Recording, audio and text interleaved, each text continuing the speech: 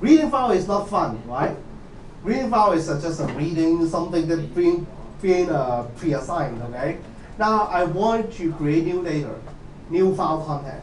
And what you're going to create, we call it just a text file, okay? You won't create oh, wow, you print something, then you suddenly become an MP3. No, it's a text file, remember, okay? And when you try to create a file, the permission, or not permission, I mean the opening mode here is no longer called read-only mode, okay?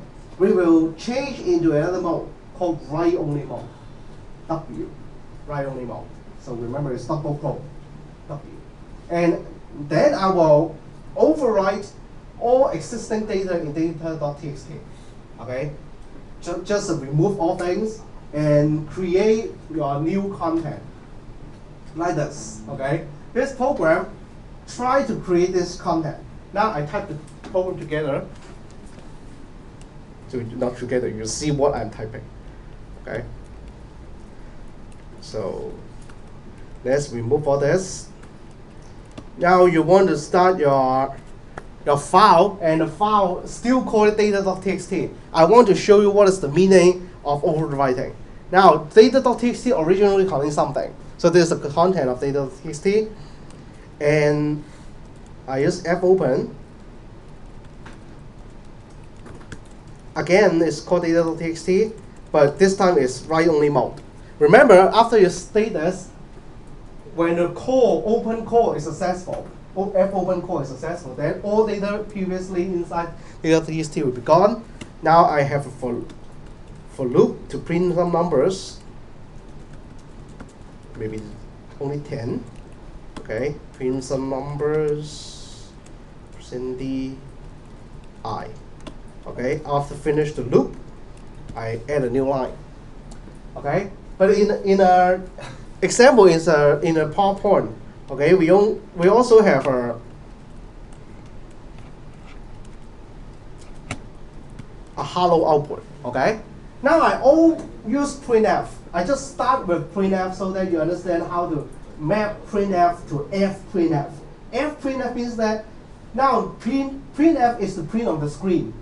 I no longer want to print on the screen. I will change it by printing into the file. So all printf will be changed into fprintf. So then you will print a file and specify the resource name. Specify resource here, also here, and also here. So the transformation is easy.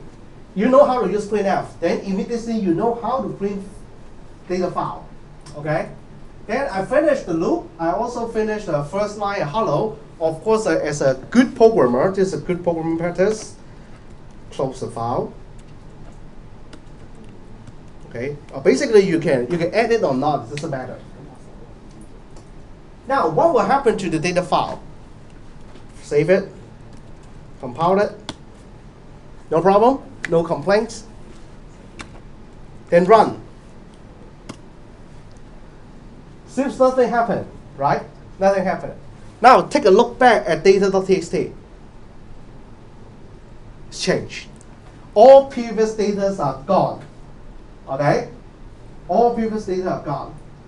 So make sure that if you're using fopen and to write data, make sure that the file name is specified a file that you know that you can overwrite. Okay? Why I say so? Because you can point to somewhere that you are not supposed to write it. If you're using Windows, you can specify a path pointer, let's say explorer.exe. Then you will overwrite explorer.exe, and you have to reinstall your program, reinstall your entire system. Okay? No problem, right? It's just try to open explorer.txt, clear all the content, and make it become a text file. But it's still called explorer.exe. Wow, interesting, huh? See the power. And what are the powers it has, okay? Because you are using a program to generate file content. What happens if your program enter a while one loop?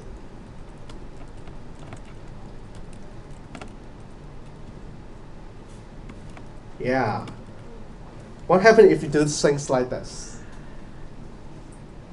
Oh, interesting, huh? What will happen? Let's see.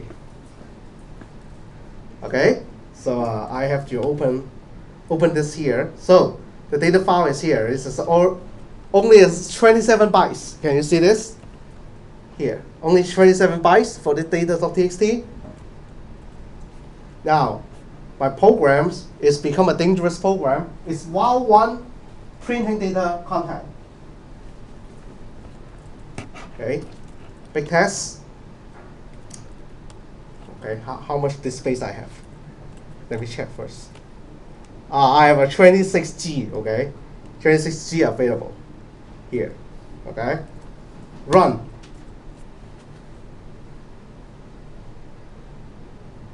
Why? It doesn't change up. Take some time, okay? Then how about Control C a program now? Control C. Okay. What is the size? Can you see this? 155 bytes. Megabytes, not bytes, megabytes. I can make it longer. Okay, let's say for example you write a bad program in your Visual Studio, okay, which is an infinite loop program. I know that you guys love to do this, okay, when I walk around the lab. You open a program which is running, and at the same time you do the coding, but you didn't stop the previous program. Now what if the previous program is a kind of this? Infinite loop, but generating contents. And I am sure after 1 hour, you will use up all the disk space. Okay, let's see. Only a few seconds. I mean 10 seconds or 20 seconds. I don't remember how long. I already generate 155 bytes. Okay, megabytes. I mean.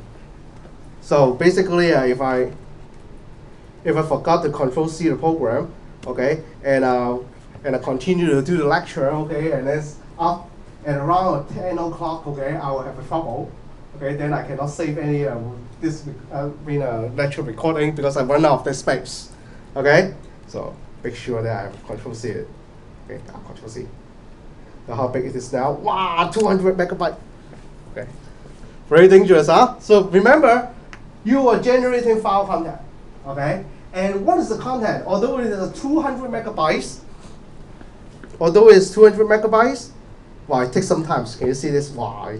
Take some bytes to read. Take some time to read several hundred megabytes of plain text. Okay, can you imagine that there is a text file of several hundred megabytes? Yeah, I see some. They are data file from some scientific projects. Okay. Wow, very slow, very slow. Oh, come on, baby.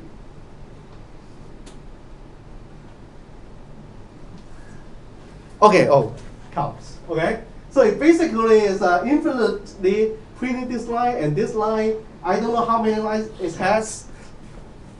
Let's see it. How many lines it has? Well, basically, so many lines. Yeah, if I don't press Control C means stop the program. Okay, Control and then C, not copy. Okay, Control C doesn't mean copy. It will continue to grow. Okay, what is it? Already 15 minutes. Already 15 minutes. This is a small number, I would say. Okay, wow, please. Too horrible, huh? So let me close this first and delete this file.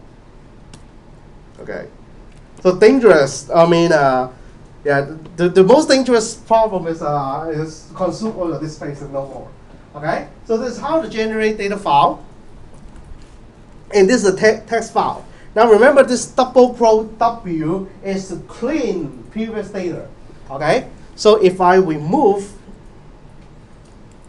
the file, let's see what will happen. Now, because I already removed that file, let's say here I already removed the file, no data.txt anymore. So what will happen if I status data.txt :w. Now it doesn't exist. So can I still write data to that file? So remember, I already removed the infinite loop. So it just stopped, but we don't know. We don't know whether it's successful or not. Let's see. Ah, it's there. It's there. So this W is not simple, right? This W contains two meanings, or three meanings. First, it means write only. Second, if it doesn't exist, it will be created. Third, if it exists, it will be overwritten by new content. Okay, so contain three meanings together. Okay. So, this is it about printing. Okay, and this is just another example showing you that basically we can process a file in many different ways. Okay, so this example in this lecture notes is to tell you that I have a first line stating that how many lines after this number. Let's say this 10, so that means that this 10, and then here is 1, 2, 3, up to 10 rows of numbers. Each row is 2 integers. So you have to write a program, to output another thing. Let's say to output repeating this n, but now choose the maximum number between these two numbers. So the number is like this. But I think it is a little bit advanced, for you guys. So I will first give you another example which does not exist in PowerPoint. My example is how to copy file. I want to write a program that can copy file, identical copy. So how to do it? Basically, this is built on top of this program. So don't worry if you cannot find a file copying program inside this PowerPoint. This is just a simpler version of this program. Now, how to write a file copier? File copier is like this. Let's first open the data file, data.txt. I just create some numbers. Let's say it is 1, 2, 3, and then 0, 9, 8. So let's say I have 6 numbers. I want to create another file which is identical to this file. Let's name this new file called new data.txt. So how to do it? File copier. So we basically need 2 resource files. The design of the program is like this. I have 2 resources. One point to a read-only resource, one point to a write-only resource. I try to read one number from the source file and copy that number into the new file. And loop this process until I cannot read things from the source file. So the construct is so simple. How to write it? We need 2 resources. One is for input. You read the inputs, and I need another resource file. Let's call it out. So one in, one out. So I said that my source file is data.txt. My output file is new data.txt. So I have to, let's say that this is the opening of the read-only file, the source, and the destination. Destination is called new data.txt. So this file copier is to copy numbers files only. Don't put in the MP3 and try to do it. It won't success. Now what's next? Next is I need a loop. The loop is, and where is my laser? The loop is read one number from the source and copy that number to the destination. So the loop, I need to save the return value, because I need to use the return value to declare when I should stop the loop. So I need a return value, so I use one is not good. Whether I can read the numbers or not, so I will, from the input resource, I try to do fscanf. read a number, Sandy, and read it into, I need the number storage, so storage called N. Okay, so I read number. Of course, I need the return value. Please save here. So if the return value is 1, then I continue. If not, basically this is the end of the file. Okay, so if it is 1, that means I can copy the number to the new data file. So I just write down printf first. Printf, print the number n, but now it's not printf, it's become fprintf to the output destination resource. Okay? Understand this loop? So basically, I read one guy. If I successfully read one guy, I will have return value equal to 1. So and then I continue to loop until I loop to the end of a file. Then when I reach the end of the file, this return value will become -1. Then it is -1, so I don't need to output to the destination. But at the same time, I will quit this loop. Okay. Last, close them all, because we don't need it anymore. Good? Any problem? Yeah, I mean that it's don't have any problem in the program. The program is clean, it's good. Okay. Do you have any problem? If no, I will run it.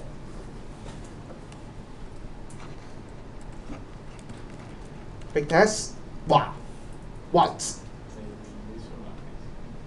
I'm stupid. Okay. Yeah, I forgot to initialize this to 1. Okay, good. Now, I execute it. Now you should expect nothing will be print, because I don't have any printf in the program. But after I execute it, now let's look at the finder. I have a new data file, right? I open it here. New data. So this new data.txt, this data.txt. So I have an extra new line. Okay, don't worry. Okay. So the content itself is just identical. Okay. I'm doing a file copying basically. Okay. Then based on top of this file copying, okay, we can understand the PowerPoint program. The PowerPoint program basically is just a very similar thing, okay? Because the task is not a simple copying. The task is to also scan two numbers but compare which is bigger. Okay? So when you read the notes, you will find something different. Okay, here is a comparison, and only print out the max. Okay, so it's also use the notation very similar to me. Okay, my notation is one is called in resource, one is called out resource. It's change the file name. It's just change the name to fin and fout. Okay. So this is about all about file control with numbers only. Okay. Later, I've closed the end of this course. Okay. We will also teach you how to read one byte, read one character, read one string, or output one string, output one byte to a data file or from a data file. Okay. So then, if you have time, you can read some of the appendix. Okay, but it's I already talked about this. Okay. So we have finished this part. Now, how about another part? Another part is in a Minesweeper. Okay, the Minesweeper game has one feature. The feature is that every time when you start a new game, the map is just another new map. Okay, so how to determine or how to generate all the location of the bomb? Okay, now we teach you how to do it randomly. Okay, and in every programming languages, we will have one very important feature called random number generation. Okay, every programming language will have this. Now, how to generate random numbers? Okay, so we have to understand what is the properties of random number in C. Okay, C random numbers, if you need it, you need to include standard library. Okay, so we will keep on introducing other kind of libraries, but this time we will focus on standard library. Previously, we need exit, then you will use standard library. Now you use random, we also need standard library. Okay, so when you add standard library here, you can call a new function called rand. Okay, just put down rand, open, close bracket. Okay, no parameter there. Then it will give you some random numbers. Okay, so let's try. I don't need this program. Okay, so I will delete it. Okay, so you have to include standard library. Let's say I want to print out 10 random numbers. Okay, so I need to do a loop for 10 times. And each time I will print out a random numbers. Let's save this random number first. Let's save it to n. Now the random numbers is of integer type. So you need to use an integer to save it. Right. Then you will create random numbers as an integer, and then you can print it.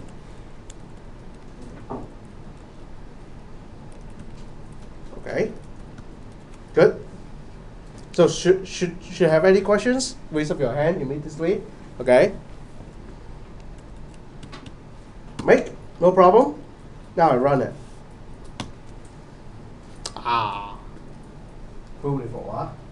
So very big random number. Okay. Yeah, I can have more. Let's say that you don't need so few random numbers. Let's have 100. Wow, a bunch of random numbers. Okay. Now, how big this number will be? Okay. We have some limit. And this limit depends on systems. And every system has a different limit. And Mac, you can see this a very huge number. But in Windows will be a smaller number. So let's see how to. Oh no, not this set. Let's see how to assess this limit. There is a special notation. Now this is a notation, and this notation is the number called rank max. The maximum possible random number that's being generated. Okay? That's being generated. What is this number? Later I'll put it in the Mac. But in Windows, that means your programming environment, this number is this. So that's why every time it says Windows sucks. Only this small, okay? So let's see how about Mac machines. Okay, we can print it out. RAM max equal to. This is Mac. Make. Oh, I don't need 100 now. Okay, just try 10. Make. No problem. Run. So you can see this. The Mac support a wider range of random numbers. Okay, the biggest possible random number will be this guy. So we will have a very big range here. Okay, but for Windows, the Windows is just why do I always go to this? It's this. Okay, but you don't need to worry. Okay, no matter which system we are in, that random number maximum number, okay, will always be fixed into this thing. Okay, so no matter it's Windows or Mac machines, you can always access RAM max, but it gives different values to you. Okay, so understand this. This is a system dependent things. Now, I want you to take a very close look. I said that this is a random number. There's a set of random numbers. I will generate this set of random number again. Can you find any problem?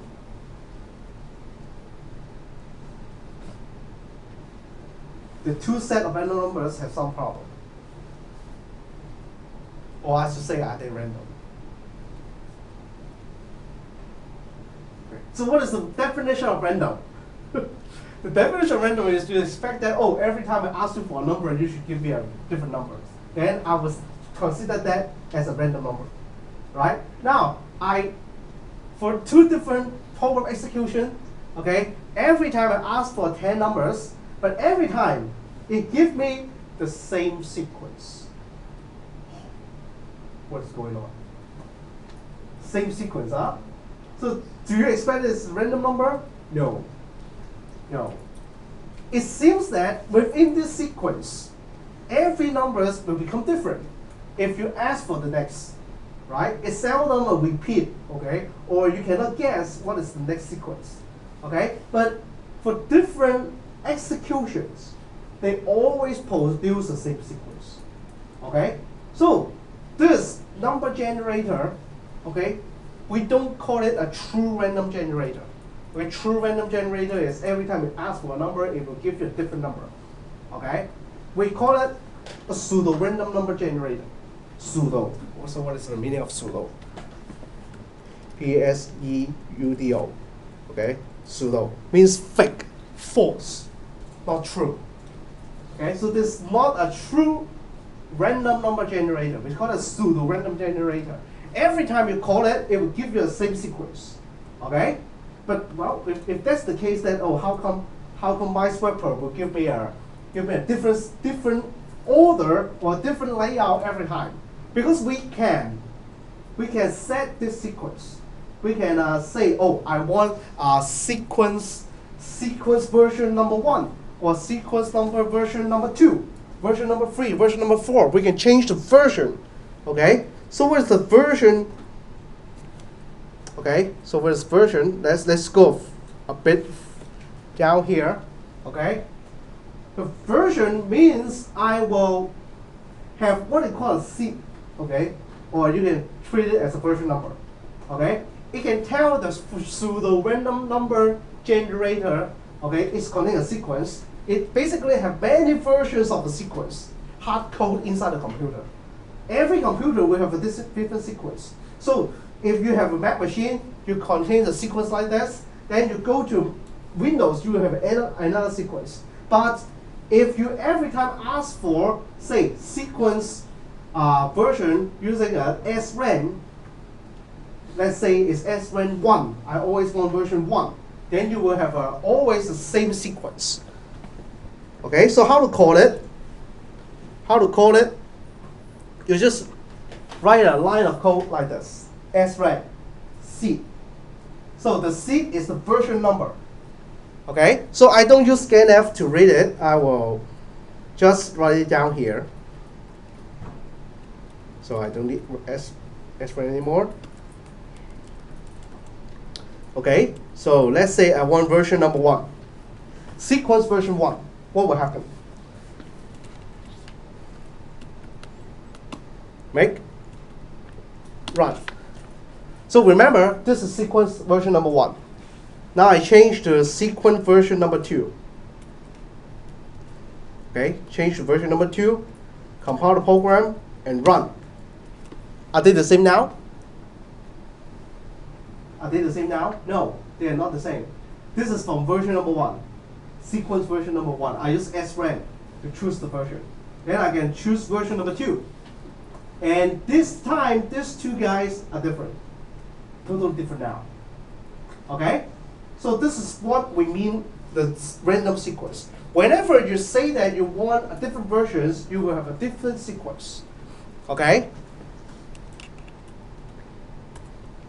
So the case is like this. This is the illustration. The illustration is like this. If you say that, okay, you want version number 1, then basically inside the computer, let's say the version 67 this time, we will have this sequence. Hard code inside the computer. And how about another version? Let's say 68. You have this sequence. Okay? Remember. Okay? If you don't quite understand what I mean, okay, we still have time, okay? I can refer to you to a very good YouTube video, okay? This set of YouTube video is called number file, okay?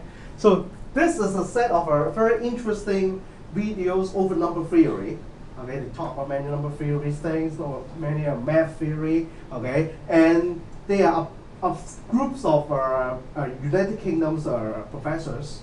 Okay, so they are all professors, and this professors is I can't remember. It's a biochemistry of chemistry department. Okay, he do chemical reaction simulations using computer. Okay, and those simulations require random number, right? You as if the chemicals will have some random reactions or random encountering of the particles. Okay, so he will explain to you what exactly is this so-called random sequence. Okay, I start in the middle. So let me insert the here. Okay, it's a very interesting video. At least better than me. Okay. Good. Random number for you is to think of a number, right? And we'll just call number. Okay. So let me increase the volume. Okay. X naught first. Okay, can you hear it? So what is this going to write down?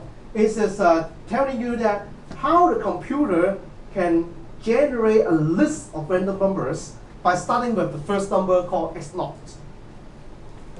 Number in the sequence, or a zeroth number in the sequence. And we're going to multiply that number by something big, something that feels random, okay? And we're going to call that, rather unimpressively, A. Typically, it's going to be something of the order of tens of thousands. At this point, there's absolutely nothing random about this whatsoever. Then we're going to take another big prime number in the tens of thousands, and we're going to add it on, and with a spectacular lack of imagination, I'm going to call that B. Still not random. I know it's not random. The next step is probably the only complicated bit, is I'm going to take the number that we've just got and I'm going to do a modulus, which we normally define as just being a percent sign, and this is a cyclic division. So essentially it's the remainder of a divide. So if I were, for example, to use m of 8, if I do a cyclic division of 64 divided by 8, I get 0. If I use 66 divided by 8, I'm going to get 2. It's the remainder of that division. So you make this big number, and then you do that process to it using this number? Correct. So you must still get the same number every time? You still get the same number absolutely every time. And the answer, we're going to need an equal sign here. What we get out of here is the next number in a sequence, x1. So because of this, basically the computer don't need to memorize the list of numbers, right? All the way they just need to remember what it's not. Yeah, we freeze the version they like srand called srand 1. Basically, you just remember x naught and A and B and M. Then you can always determine the next number x1 and the next 2 and the next 3, so on and so forth. I'm going to take x1 and I'm going to feed it back in, and we're going to use that to generate x2. And then I'm going to feed that back in and generate x3. So I get a sequence of numbers that feel like they might be random. But if I were to start with x of 0, then I'm always going to get an identical sequence. So if I'm going to write a piece of software where I want a random sequence, I need the value of x0 to be different every time. You know, if I kick my computer off again, I need it to be in a different state to start with. And I mean, the most obvious way of doing that, and the way I do that, is I simply use the time. I use the number of milliseconds since January 1970. And then I'm going to feed that into x0 and then... Okay, so what is just said, okay? Is that I want you to start with a different x0. So basically I start a different version of sequence, but he came up with a very clever plan. The plan is use the number of seconds since there is a we call it ipcoin, the ipcoin a time of a you should call it unit timestamp, that counting the number of sequence starting from 1970 January 1st, counting the number of seconds since then up to now, so that every seconds you will have a new x0. Okay, so this is what he is talking about. X1 is different, X2 is different, X3 is different, but, and this is the important thing, because this is a cyclic division, it's going to eventually repeat. And depending on which numbers you choose for A and B and M, it'll repeat sooner rather than later. You're going to get cyclic patterns in your random numbers. We don't call these random numbers, we call these pseudo-random numbers, because... Okay, so I have to stop, because later on it's talking about other things. So that's why we call it pseudo-random. Okay? The random number is just a, you can predict what's next because of that equations. You have x0 or you have x1, then you can always determine x2. If you cannot determine x2 or x2 seems to be another number that's our your expectation, that is a true random, right? But because we now have equations. Okay, so this is what we call a pseudo-random. If you want to see more, just do a YouTube search random numbers, the number file, and you can enjoy the whole video. Okay, this video is 11 minutes long. Okay, so we go back to the PowerPoint. So what the professors from United Kingdom just mentioned is about time, right? So basically you can read the time, okay? You can read from a system what is seconds since this date, okay? So to use it, you can use this code, time, and then put a 0 there. Then it will return to you the seconds since, we call it epoch, the number of seconds since epoch. So epoch, so how to spell it? Seconds since epoch, okay? So this is called system since epoch, and usually we call it Unix timestamp. Unix timestamp. So this is a Unix timestamp, okay? And let me run this time for you. So I don't need random, just put it aside first. I just want to print out the time to you. Okay? The time is an unsigned integer. Okay, this is not a signed integer. So later I will use a new format that you've never seen before. Okay? It's an unsigned integer, so present u. Okay? I just want to print it out as something extra. Time 0. Okay? And if you want to print the time, okay, you need to include time.h. Okay? So whether the PowerPoint is talking about it, yes. Yeah, you need the time.h here. You need time.h, and then you can print a number of seconds since epoch. Big test. Oops. Yeah, it's long, but it's not unsigned. Okay. Yeah, LD. Okay, change it. Good. Yeah. State. Okay, good. So this number, we have so many seconds since 1970. Now what about another try? So while I'm talking about x seconds is gone. X seconds are gone. So now I try again. How many seconds are gone? Oh, nearly 10 seconds, 9 seconds are gone. Okay? So every time you call the time, basically you generate a new number. And because of the previous random number generation equation, okay, you fit this number into the x0. Then basically you start a new pseudo number sequence, okay? And that's why in a PowerPoint you use this line 8 srand. I said this is to freeze the version. Now you know that it's not about version. It's about the starting position, the starting number of the random number sequence, and I fix this using the time. Now this become kind of true random. Okay? So now this time I don't need this printing of the time. I just changed this, I said srand version 2, I don't want it. And make it time 0. I want what is the number of seconds since it's point now? I mean at current time. And compile. Oh yeah, what happened? Oh yeah, I forgot. Okay. And run. Now this is the first sequence. Second sequence. Are they the same? No, no more. No more. Again? Are they the same? No more. No more. Okay? So because we use different seconds, okay, unless you type the keyboard fast enough. Okay, let me try. Yeah, this time I'm fast enough. Okay, so within the same seconds, so I have two sequences at the same time. Okay, just so happen that I have fast right hand. Okay, so there's a random number generation. Now the number generation is very simple. Okay, what is not simple is usually we don't want this big number, right? We want to narrow it down. Let's say that I'm simulating a dice, okay?